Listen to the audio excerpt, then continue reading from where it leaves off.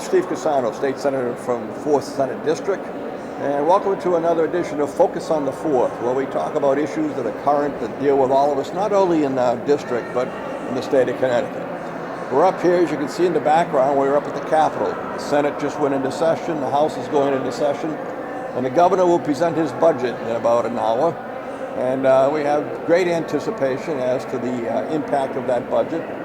There is no person that will have a greater impact than Senator Beth Bayh from West Hartford, who is the chair of the co-chair of Appropriations Committee. And so I'd like to ask Senator Bayh to make a few comments as to what we might anticipate. And obviously we haven't even seen the document yet, but we're already preparing how we're going to deal with it. Yeah, Senator Bayh. Senator, so nice to have you, and the 4th District is so lucky to have you because you're such a great advocate both for your particular towns but also for the whole state. So I think what we can anticipate is that with the budget shortfall there'll be additional cuts. We were coming off of a year in which we had to cut $600 million off of current services. Then in the deficit mitigation plan we cut another $350 million out of the state budget. And the shortfall that we see is really an issue of revenues coming in lower. We are back at full employment, but the wages haven't caught up. We don't have a typical post-recession boom in wages, and that means our revenues are down. So what we're going to be looking at, along with the governor, is what are the vital services that the state provides, and how do we protect those vital services given the challenges in the budget. So what's happened the past several years is that because we're trying to protect cities and towns and transportation, and a certain number of things are off the table, and a lot of state employee benefits and those kinds of things are off the table, that we really end up looking at human services, developmental disabilities, mental health, other issues like higher education that have just been cut and cut and cut. 5% here, 5% there, 5% there. And so I think this year it's going to be challenging because those agencies and higher ed have already sustained such big cuts. So the governor's talked about looking at layoffs. I mean, the state workforce is already 4% lower than it was when Governor Malloy took office. It's really the biggest drop in state employees that we've had with any chief elected administrator in the past decade. So we're going to be looking at layoffs. We're looking for potentially other sorts of savings, and also to make sure that the taxes that are coming in, that we capture all the taxes we can. But my side of the budget, this is really the time to listen to the public. The governor's going to put out his budget, and then we're going to have public hearings for 10 straight days. And in those hearings, we're going to be listening to what the public says their priorities are. You know, the governor is the chief administrator. Senator Cassano and I, our job is to then listen to the public and craft a budget that takes into account that input we get from the public. And that's a great democratic process. But it's certainly going to be a trying time, Senator. Yes. I appreciate you taking the time to do this. And nobody has a greater challenge. We know that we can't find more revenue. We'll look for ways to find that. We know that increasing taxes is going to be difficult to do. We don't want to do that. So we need direction. These public sessions are very, very important, I believe, for people to make suggestions. There are a lot of ways that you can make things happen without spending money, and if you do things differently, we're looking for those kinds of opportunities to work together to get us through this. There's a lot of good things happening. Jobs are up and so on. We love paying $2 for gas, but that's half of what it used to be, and so we've lost half the tax rate there alone. Right. That's a revenue loss. So how do we compensate for those things, and how do we allow the municipalities maybe to have the ability to gain more revenues to compensate for the crosses of the board cuts that they're going to suffer. So I'll have others over the next few minutes, and we'll talk in general about where we are, and so we'll take a break here for a second. Senator Bayh, thank you again. Thank you for having me.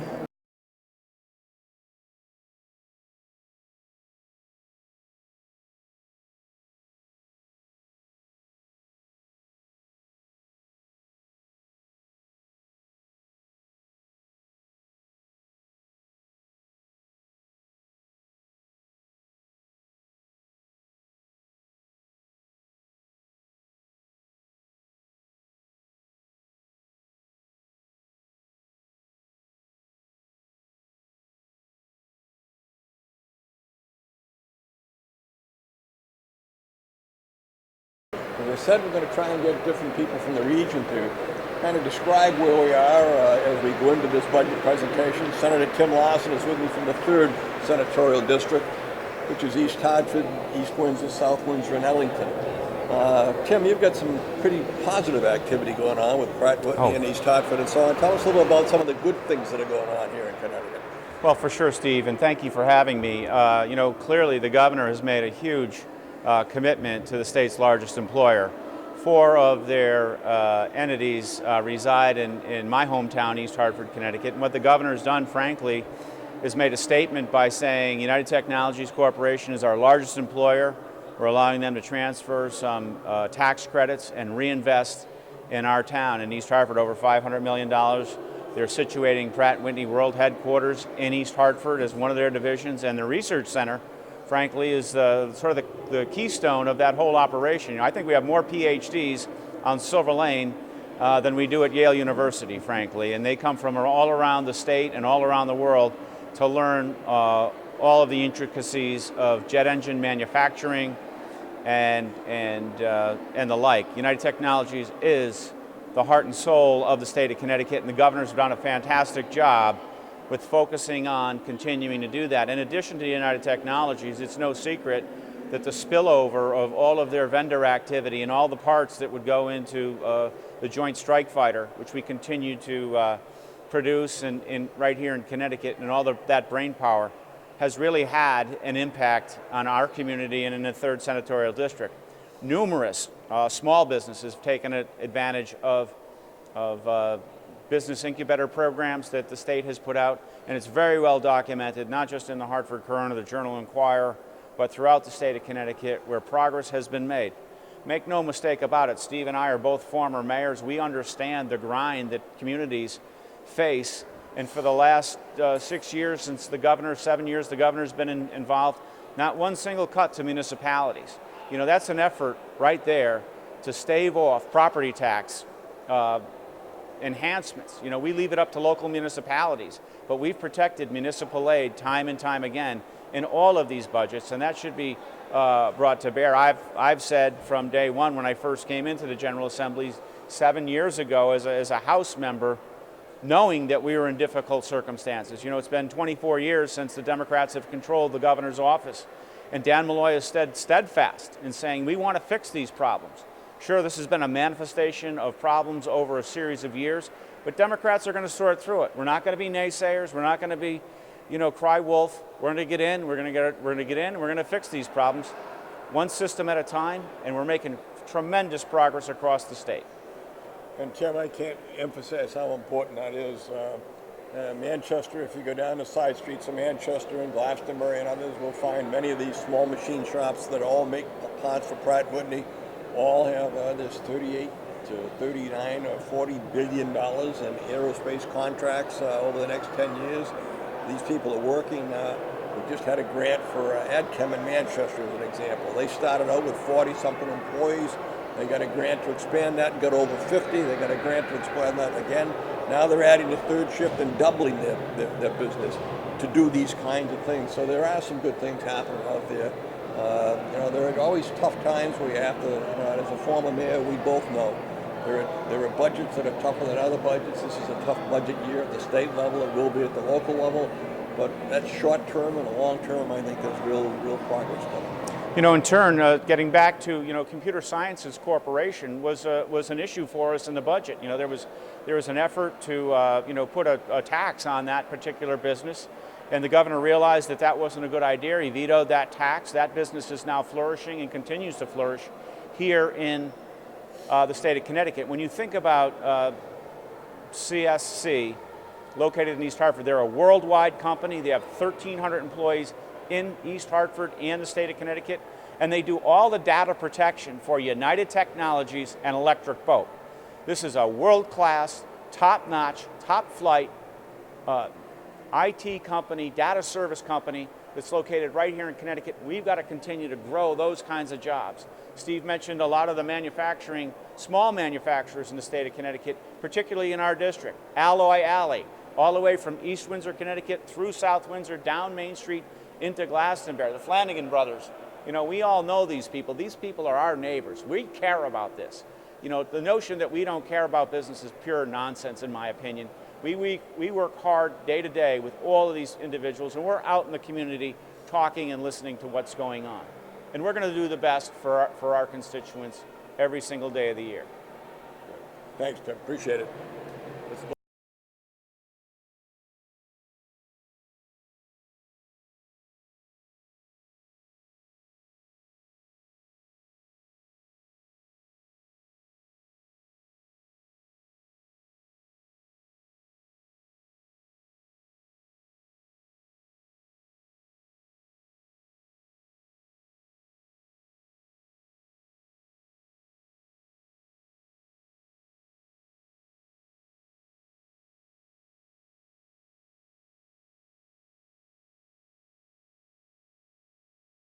We're back on Focus on the 4th. We've heard from two senators from larger communities in our immediate area, Beth Bai from West Hartford and Tim Lawson from East Hartford. With me is a senator that has how many towns? I have 10. Kathy Austin, Senator Austin, has 10 towns. And this is like the other half of my district. I have Bolton and Andover, two small communities, and Kathy has 10 of those communities. And so I've indicated to people that we're waiting for the governor's budget to come out. We haven't seen it yet. We have an idea of the bottom line and so on, and there's going to be an impact for us locally and so on. And yet there are some good things that are happening at the same time that we've talked about. You've got a lot of small towns, Kathy. What does this mean for your budget? Well, I'm waiting to see the governor's budget, which we haven't seen yet. I can tell you that small towns are always willing to rise to the occasion when things need to be tightened. And I find Eastern Connecticut to sort of be the best region to look at when you're looking at an ability to deal with difficult situations. And so I expect that the 10 towns that I represent will be paying attention to this and dealing with the situation right up front. That's what I expect to have happen. Every time when we look at it, in the last over the last 12 months, we've made some very difficult choices. We're willing to make those difficult choices as we move along. We cut, according to the Office of Fiscal Analysis, $1.5 billion in the last 12 months or so, and we're going to look at that again and make strategic cuts that we hope will not hurt real people. And Kathy wears another hat. She's also the first selectman of Spring. Yes, I am. And so, on the one hand, if the proposed budget, as we hear it, is a 6% cut basically across the board, then that's a 6% cut locally as well. Correct. That I've had to do as a mayor, and you've had to do, which complicates things. But hopefully, with the regional pools and things like that, we might be able to pick up some of the loss of these services and so on. And so this is where doing what we've done in the last few years to kind of centralize delivery of services may in fact help out to deal with a cut like this. I got a chance to follow you on planning and development, which I now chair, which you used to chair. Is a committee that looks at all sorts of regional efforts in order to save real dollars for municipalities, and the bills that you worked on and I've worked on have really made a difference in local communities, and I think that will help us out as we move through the session. And we need to, I think it's definite that we need to explore new opportunities for local municipalities to raise revenues. They can't be restricted to the property tax anymore in this kind of a situation. Correct. We need to look at all sorts of out-of-the-box solutions to the issue. It should be fun. It will be fun. I look forward to the challenge. Well, I appreciate you coming on, and thank you for watching Focus on the 4th. It's kind of a different situation for you to look at, but this is what we live with up here and how we go about it. And during the rest of the term, we'll be giving you updates as we have other programs. Thanks again. Thank you.